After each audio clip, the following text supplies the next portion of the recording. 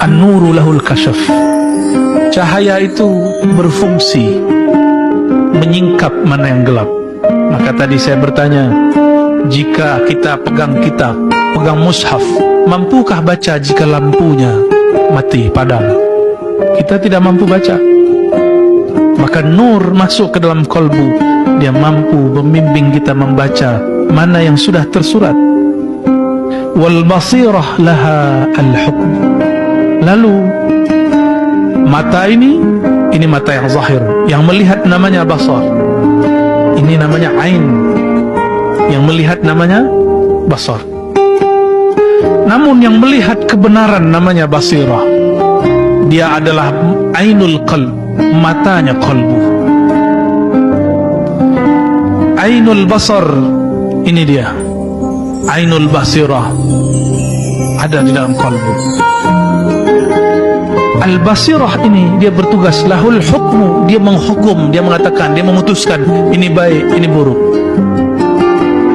Nah, cara menghidupkan basirah ini setelah kita bersolawat dan belajar ilmu, beristikharah. Istikharah adalah latihan menghidupkan basirah. Maka setiap hari beristikharahlah dengan semua urusan kita. InsyaAllah qalbunya akan mempunyai mata batin disebut basirah. Dan qalbu itu sendiri yang menjadi wadah daripada nur dan basirah. Lahul ikbal wal idbar. Inilah yang paling penting. Jika qalbu dia sudah mendapatkan cahaya, maka dia akan menghadap ikbal, menghadap kepada Allah. Barulah sah bertakbir Allahu Akbar, lalu baca wajjahtu wajhiyah. Aku hadapkan wajah kolbuku kepada Allah, pencipta kolbuku, pencipta tubuhku. Tapi apabila kolbu belum bercahaya, maka dia idbar. Lisannya baca takbir, mulutnya berqomat kamit wajjahtu, tapi kolbunya idbar, kolbunya mengingat selain Allah subhanahu wa ta'ala. Maka ciri-ciri kolbu yang sudah iqbal, dia sudah mentalak dunia di kolbunya walaupun masih ada di tangannya. Ya, jangan talak dunia dengan tangan. Tubuh ini masih perlu dunia. Yang Allah pandang bukan tangan kita, yang Allah pandang kolbu. Dan Allah maha pencemburu. Sebentar saja ada nama selainnya di kolbu, Allah cemburu. Jangan buat Allah cemburu. Jangan buat Sayyidina Muhammad SAW cemburu.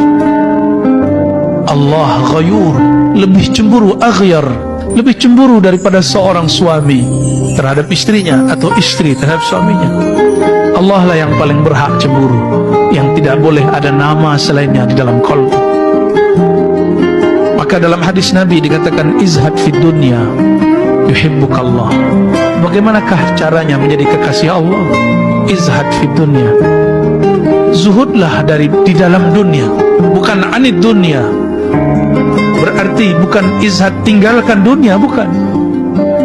Engkau bergelimang dunia, tapi izhad fid dunya. Tapi jangan masukkan dunia ke dalam qalbu. Yuhibbukallah, Allah langsung cinta kepadamu. Kalau kita suka meminjam memakai punya kawan, punya tetangga, tetangga tidak senang. Izhad fima bi'aidin nas. Tahanlah dirimu, jangan gunakan punyaan kawan-kawanmu, tetanggamu, maka kawanmu akan senang kepadamu. Coba kawan kita yang suka pinjam duit, jika dia call kita, angkatlah. Dah. Wah, minjam duit lagi nih, ya. Tutup pintu. Sepertinya mau pinjam kereta lagi nih, ya. Kita kunci pintu. Begitu juga Allah subhanahu wa ta'ala. Bapak ibu, tuan puan, sahabat, saudara-saudari dimuliakan Allah, inilah sedikit mengenai hikam. Ya, masih banyak yang belum kita syarah mengenai hikam. Ya. Semoga Allah Ta'ala melimpahkan nur di dalam kalbu. Bagaimana caranya? Perbanyak salawat. Ya. Tapi sebelum bersalawat, mulai dengan syahadat. Setelah syahadat, bersihkan dulu anggota tubuh dan bersihkan juga kalbu, sehingga nurnya tidak campur aduk dengan cahaya, dengan kegelapan. Kalau nur campur aduk dengan kegelapan, menjadilah pelangi. Kolbunya nanti tidak jelas. Bersihkan dulu, istighfarkan dengan istighfar batin. Baru setelah itu bersolawat. Maka siapa yang belum mantap, belum kuat azamnya mengambil ilmu dari seorang syekh, perbanyaklah solawat. Karena solawat ala Nabi SAW mursyidun yurshiduhu ila syekhihi. Nanti solawat dia akan hantar dia kepada mursyid. Maka ciri-ciri orang-orang dapat cahaya, dia cinta salawat. Dan yang kedua, dipertemukan dengan guru yang di kolbunya bertahta nur Sayyidina Muhammad sallallahu alaihi wasallam.